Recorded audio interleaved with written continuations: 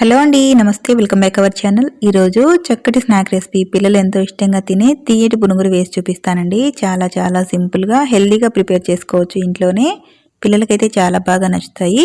ఈ తీయటి పునుగులు ఎలా ప్రిపేర్ చేసుకోవాలో ఇప్పుడైతే వీడియోలోకి వెళ్ళి చూసేయండి. ముందుగా ఒక బౌల్ తీసుకొని ఇందులోకి 1 కప్పు వరకు బియ్యం పిండి తీసుకోవాలి.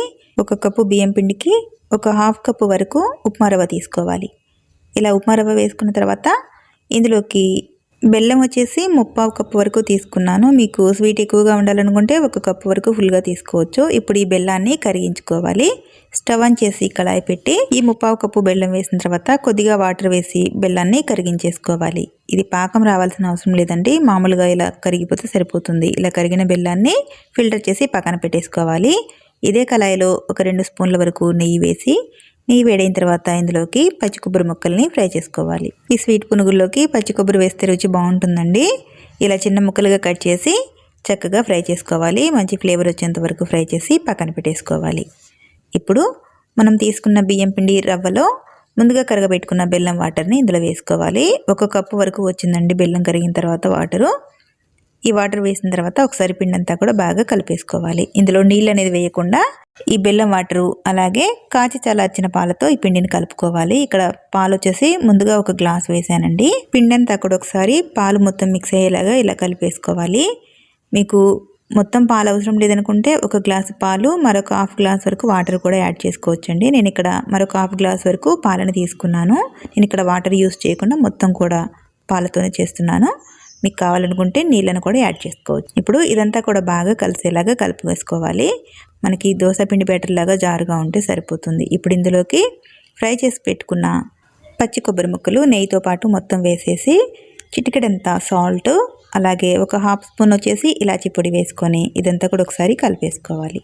పిండి అంతా కూడా ఇలా కలిపిన తర్వాత ఇప్పుడు ఇందులోకి 1/4 స్పూన్ వరకు వంట సోడా వేస్తున్నాను. మనకి పునుగులు వచ్చేసి కొంచెం ఉబ్బుతూ చక్కగా వస్తాయండి.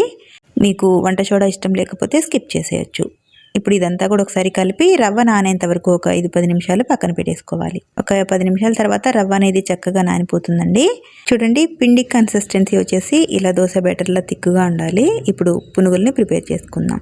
స్టవ్ ఆన్ చేసి పునుగుల కళాయి వేసి కొద్దిగా వేడికిన తర్వాత ఇందులోకి నెయ్యి వేసి చేస్తున్నానండి. మీరు కావాలనుకుంటే ఆయిల్తోనే ప్రిపేర్ చేసుకోవచ్చు. నెయ్యి అనేది వేస్తే మనకి టేస్ట్ అనేది ఇంకా బాగుంటుందండి, పిల్లలకి నచ్చేలాగా. నెయ్యి కొద్దిగా వేడైన తర్వాత ఇప్పుడు ఈ పిండిని పునుగులాగా వేసేస్తున్నాను. ముందుగా చుట్టూరు అంతా వేసిన తర్వాత మిడిల్లో లాస్ట్లో వేసుకుందామండి. ముందుగానే మిడిల్లో పిండి వేసామంటే తొందరగా మాడిపోయే ఛాన్స్ ఉంటుంది కదా. ఈ చుట్టూరా రౌండ్గా వేసిన తర్వాత మిడిల్లో వేసుకున్నామంటే అన్నీ కూడా ఒకేసారి కుక్ అయిపోతాయి. ఇలా మూత పెట్టేసి ఒక 5-6 నిమిషాలు కుక్ చేసామంటే తొందరగా ఉడికిపోతుందండి పునుగులు వచ్చేసి. ఒక 5-6 నిమిషాల తర్వాత ఓపెన్ చేసి ఇప్పుడు చక్కగా ఫ్రై అయినాయి కదా. ఇప్పుడు రెండో వైపు కూడా ఇలా టర్న్ చేసి చక్కగా ఫ్రై చేసుకోవాలి. ఒక 2 నిమిషాలు ఉంచేస్తే కుక్ అయిపోతుందండి చక్కగా. చూడండి, పునుగుల కళాయి కంటుకోకుండా చక్కగా ఉడిచేస్తున్నాయి కదా. చాలా సింపుల్గా ప్రిపేర్ చేసుకోవచ్చండి. చక్కటి స్వీట్ రెసిపీ, పిల్లలకైతే బాగా నచ్చుతుంది.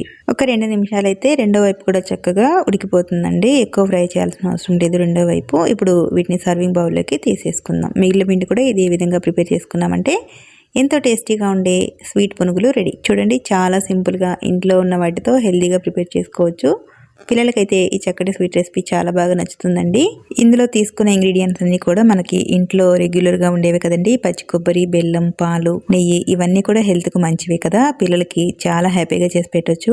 మార్నింగ్ బ్రేక్ఫాస్ట్ లా కూడా ఇష్టంగా తింటారండి. మీరు కూడా ఒకసారి తప్పకుండా ట్రై చేసి రెసిపీ ఎలా ఉందో కామెంట్ చేసి చెప్పండి. అలాగే నా వీడియో నచ్చితే please like and subscribe to my channel. Thank you for watching.